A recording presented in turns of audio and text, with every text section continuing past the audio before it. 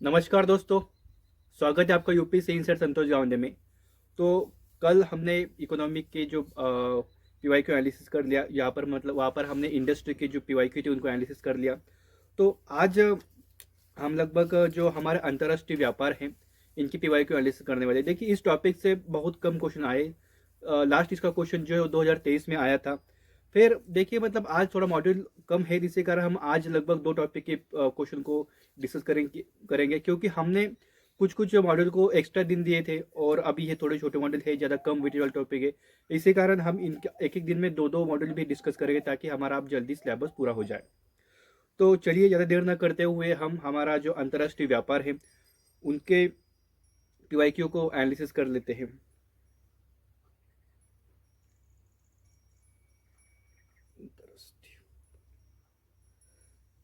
देखिए, तो 2024-25 इस वर्ष में इससे कोई क्वेश्चन नहीं आया था। वैसे तो सीधा हम 2023 के क्वेश्चन पर आगे बढ़ जाते हैं। यहाँ पर कहा जा रहा है कि भारत वस्तुओं के वैश्विक निर्यात का 32% हिस्सा रखता है। वैश्विक निर्यात मतलब क्या?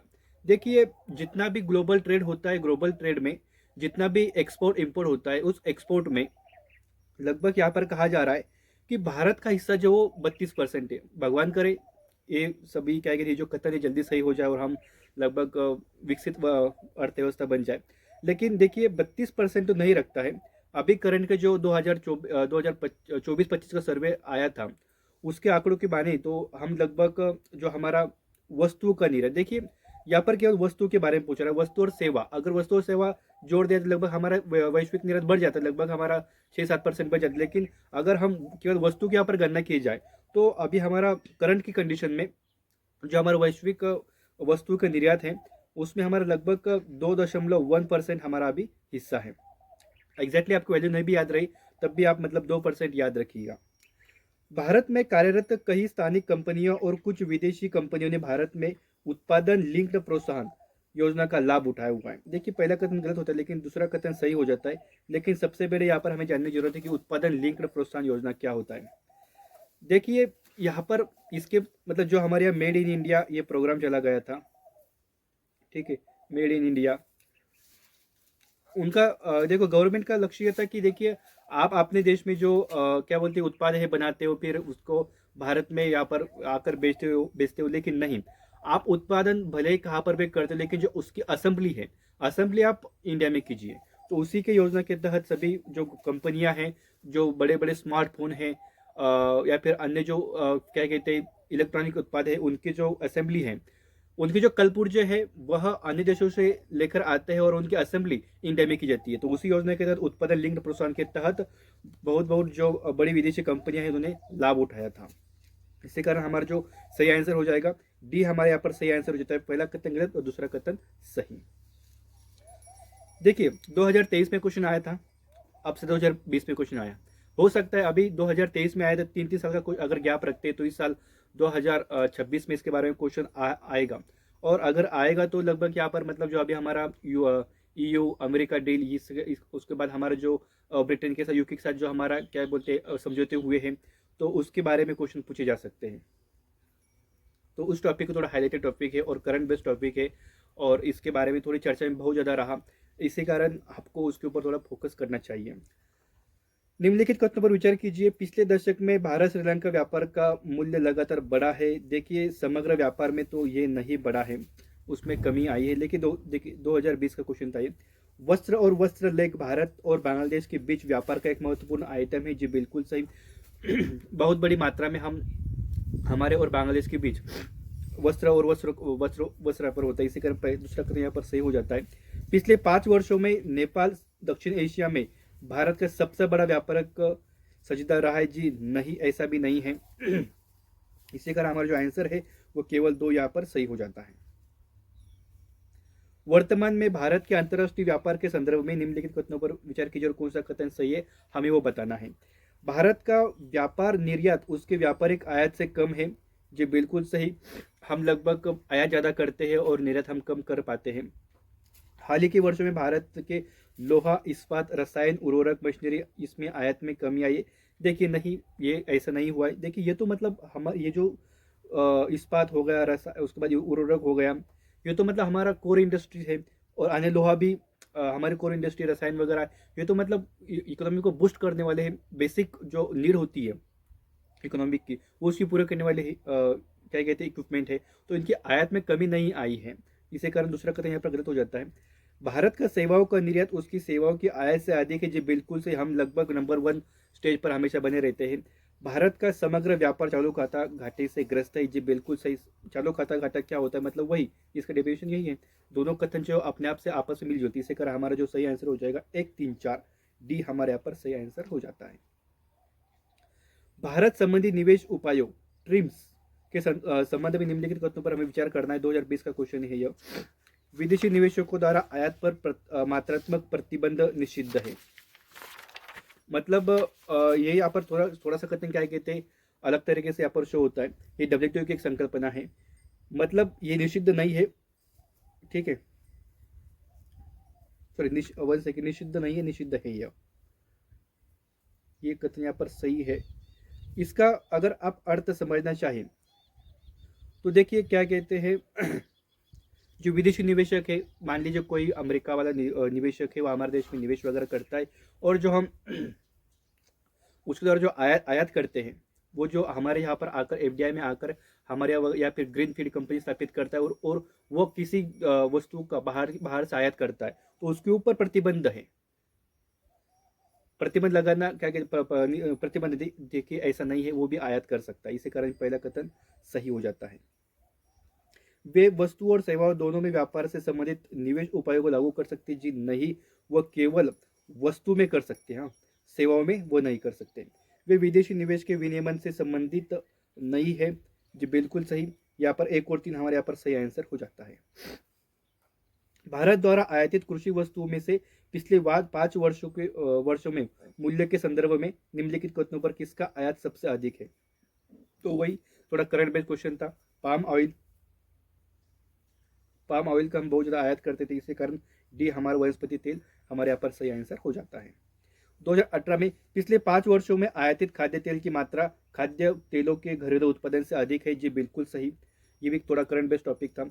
सरकार विशेष मामलों के रूप में सभी आयातित खाद्य तेलों पर कोई सीमा नहीं लगाती है, जी बिल्कुल से। अभी मतलब वो करंट बेस्ड टॉपिक, इसी कारण सी यहाँ पर हमारा सही आंसर हो जाता है। देखिए 2018 में क्वेश्चन आया, फिर डायरेक्टली सीधा बहुत बड़ा गैप ले लिया, ठीक है, और बहुत बड़ा गैप लेकर मतलब सीधा इस टॉपिक से क्वेश्चन डायरेक्ट 2006 में आया था। तो देखिए ये अब 2006 के बारे में मतलब मैंने पीछे जाकर क्वेश्चन देखे, मैं आपको और भी क्वेश्चन यहाँ पर दिखा सकता हूँ, ठीक है। देखिए कुछ सभी क्वेश्चन वो उस करंट के कंडीशन के ऊपर से डिपेंड है वहाँ पर। मतलब अगर करंट में कुछ रिवोल्यूशन वगैरह होगा या कुछ बहुत बड़ी समाचार में घटना रही होगी, तो फिर उसी के ऊपर क्वेश्चन पूछेंगे। देखिए 2002-3, इसके बाद ये इस क्वेश्चन पर देखिए 2001-2। देखिए इन क्वेश्चन पर हमें हमारा टाइम, क्योंकि अभी वो रिलेवेंट रही नहीं है हमारे यहाँ पर, इन क्वेश्चन के ऊपर हमारा टाइम वेस्ट करने से अच्छा है कि हम जो है नेक्स्ट हमारे दूसरे वाले क्वेश्चन पर ज़्यादा फोकस करें। यही एक अच्छी वाली रणनीति के साथ तैयारी करना होता है। जहाँ पर ज़्यादा क्वेश्चन पूछे जा रहे हैं वहाँ पर ज़्यादा फोकस करना, उस टॉपिक को बार बार रिवाइज करना, यही एक अच्छी स्ट्रेटजी होती है। तो चलिए अब हम लगभग नेक्स्ट टॉपिक हमारा उठाते हैं, और नेक्स्ट टॉपिक जो हम ले रहे हैं वो हमारा लगभग अंतर्राष्ट्रीय जो विविध आर्थिक संगठन होते हैं उनके बारे में देख लेते हैं। देखिए इस टॉपिक से संबंधित लगभग 2023, 24, 25 में क्वेश्चन नहीं आया था, इसमें 2022 में पहला क्वेश्चन आया था। तो देखिए चलिए हम अंतर्राष्ट्रीय आर्थिक संगठन के 2022 के क्वेश्चन पर आगे बढ़ जाते हैं।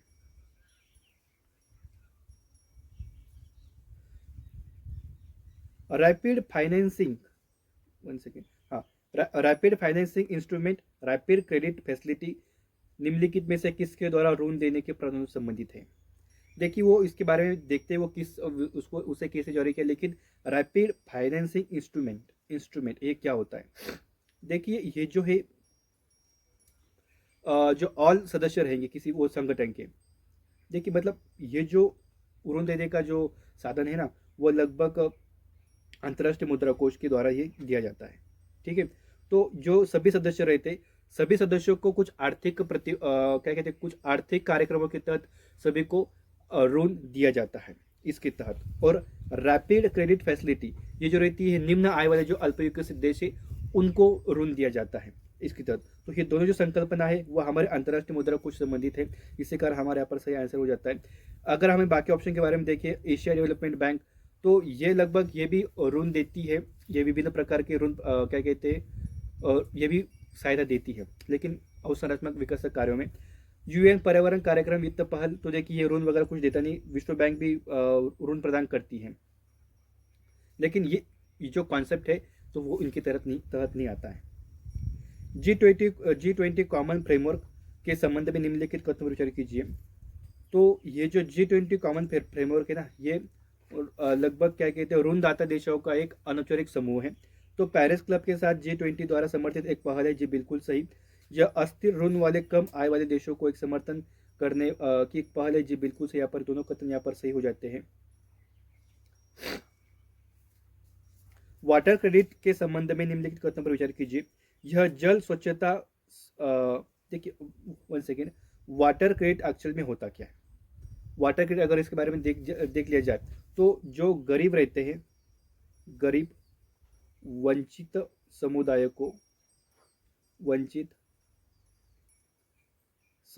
को जल व स्वच्छता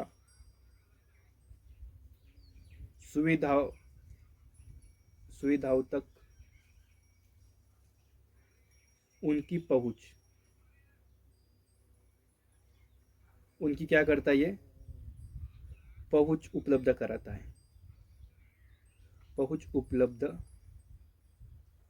कराता है, ठीक है। तो यह जल और स्वच्छता कार्यक्रम में काम करने के लिए एक माइक्रो फाइनेंस उपकरण है, जी बिल्कुल सही। यह विश्व स्वास्थ्य संगठन और विश्व बैंक के तत्वाधान के तहत शुरू की गई एक वैश्विक पहल, जी नहीं, ऐसा नहीं है। इसका उद्देश्य गरीब लोगों को सब्सिडी पर निर्भर हुए बिना उनकी पानी की जरूरतों को पूरा करने में उनको सक्षम बनाता है, जी बिल्कुल सही। 1 और 3 यहाँ पर हमारा सही आंसर हो जाता है। गोल्ड ट्रेंच रिजर्व स्ट्रेंच का तात्पर्य क्या है? तो देखिए ये वही है, मतलब ये एक IMF की संकल्पना है। IMF द्वारा अपने सदस्यों को दी जाने वाली क्रेडिट प्रणाली यह होती है। लेकिन गोल्ड ट्रेंच ये क्या होता है, एक बार इसको जान लीजिए। यह विभिन्न जो IMF के सदस्य रहेंगे, सदस्यों को या सदस्य राष्ट्र द्वारा अपना एक हिस्सा वह IMF के पास रखते हैं, उसे हम कहते हैं गोल्ड रिजर्व स्ट्रेंच, ठीक है। नेक्स्ट बढ़ जाते हैं। निम्नलिखित में से किस समूह में G20 के सभी 4 सदस्य देश हैं?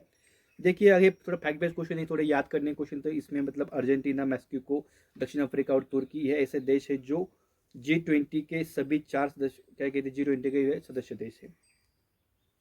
एशियाई डेवलपमेंट बैंक, एशियाई अवसंरचना निवेश बैंक के संदर्भ में निम्नलिखित कथन पर विचार करना है। AIIB के 80 से अधिक सदस्य राष्ट्र है, जी बिल्कुल सही। भारत AIIB का सबसे बड़ा शेयरधारक है, जी नहीं। चीन सबसे बड़ा यहाँ पर शेयरधारक है। AIIB का एशिया के बाहर कोई सदस्य देश नहीं है, जी नहीं, ऐसा भी नहीं है। लगभग देखिए IMF, एशियन डेवलपमेंट बैंक, इसके सदस्य भी कुछ इसके सदस्य है, इसी कारण हमारा जो सही आंसर हो जाएगा केवल 1 हमारे यहाँ पर सही आंसर हो जाता है। निम्नलिखित में से कौन सा विश्व बैंक की ease of doing business index का उप सूचकांक नहीं है? तो देखिए करों का भुगतान करना, संपत्ति का पंजीकरण करना, निर्माण परमिट निपटाना, ये तो ease of doing business index का इसका तो हिस्सा है, लेकिन कानून और व्यवस्था बनाए रखना ये इसका हिस्सा नहीं है, ठीक है।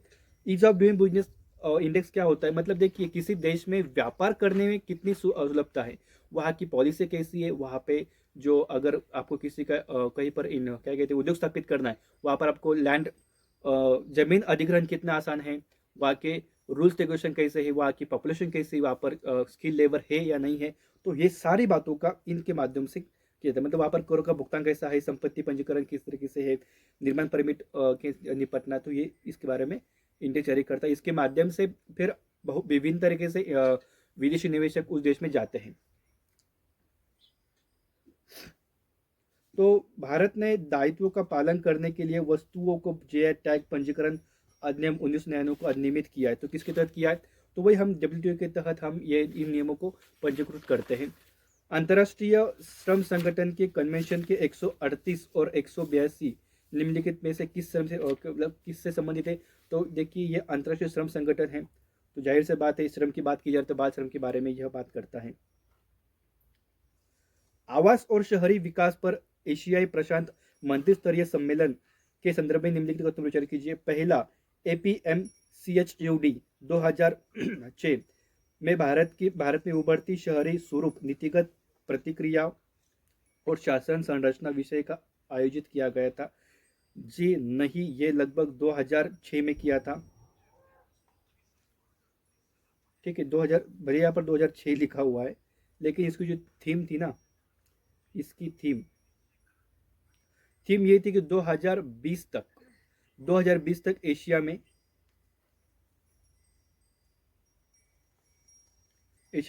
सतत शहरीकरण करना, ये इसका लक्ष्य था। Bharat Asian development bank APEC और आसियान के साथ साझेदारी के सभी वार्षिक मंत्री स्तरीय सम्मेलन की मेजबानी करता है। जी देखिए, नहीं ऐसा नहीं है, यह रोटेशन के माध्यम से चलता है मेजबानी का, तो वो मतलब भारत हर साल नहीं करता। इसके कारण डी यहाँ पर हमारा सही आंसर हो जाता है।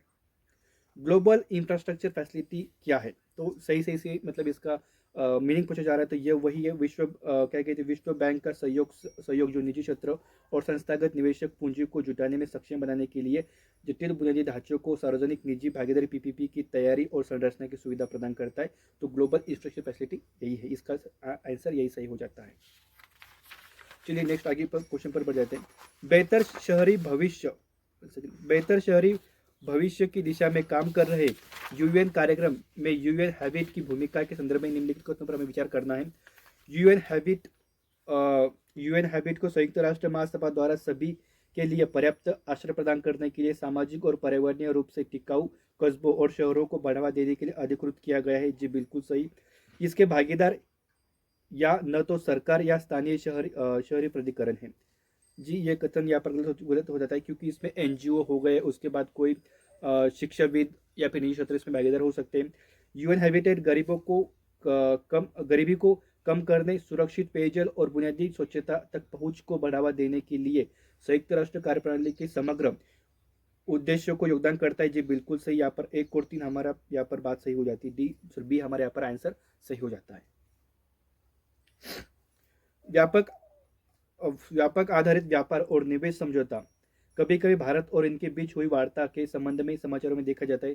करंट का क्वेश्चन है, तो ये लगभग हमारे और यूरोपीय संघ के बीच है। ठीक है, मतलब हम इस निवेश समझौता का लक्ष्य क्या है? दोनों के बीच जो व्यापार है, निवेश है, उनको प्रभाव को और अधिक उदार बनाना, इसके मतलब इसी का लक्ष्य है। निम्नलिखित कथन पर विचार कीजिए। भारत ने WTO के व्यापार सुविधा समझौते ट्रेड फैसिलिटी एग्रीमेंट की पुष्टि की है। जी बिल्कुल सही की है हमने, लगभग 2013 में हमने ये पुष्टि की थी मंत्रिमंडल बैठक के प्रस्ताव से। ट्रेड फैसिलिटी एग्रीमेंट WTO के 2013 के बाली मंत्रिस्तरीय पैकेज का हिस्सा था। जी बिल्कुल सही, हमारे यहाँ पर सही बात है। ट्रेड फैसिलिटी एग्रीमेंट जनवरी 2016 से लागू हुआ था। जी नहीं, ये फरवरी 2017 से लागू हुआ था। करंट बेस्ड टॉपिक तक, करंट फैक्ट बेस्ड था, इसके कारण हमारा जो आंसर है 1 और 2 हमारे यहाँ पर सही आंसर हो जाता है।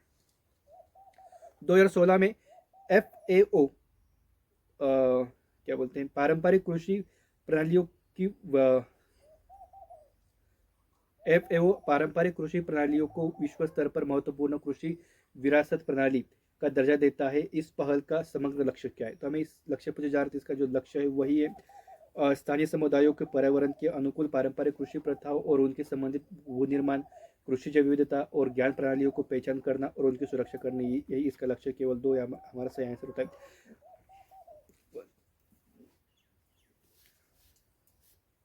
निम्नलिखित में विचार कीजिए।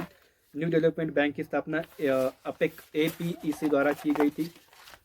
इसका मुख्य नहीं, इसके देखिए इसका ये कथन गलत है, क्योंकि इसकी जो स्थापना है वो ब्रिक्स के द्वारा की गई थी।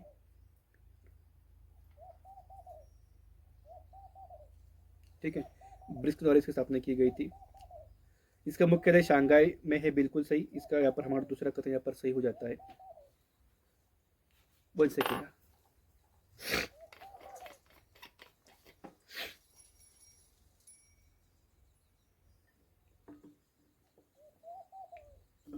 आजकल थोड़ा इन्वायरमेंट खराब है, अभी मतलब सर्दी का मौसम चढ़कर गर्मी का मौसम शुरू है, इसके कारण थोड़ा सा हेल्थ सही नहीं रहती है।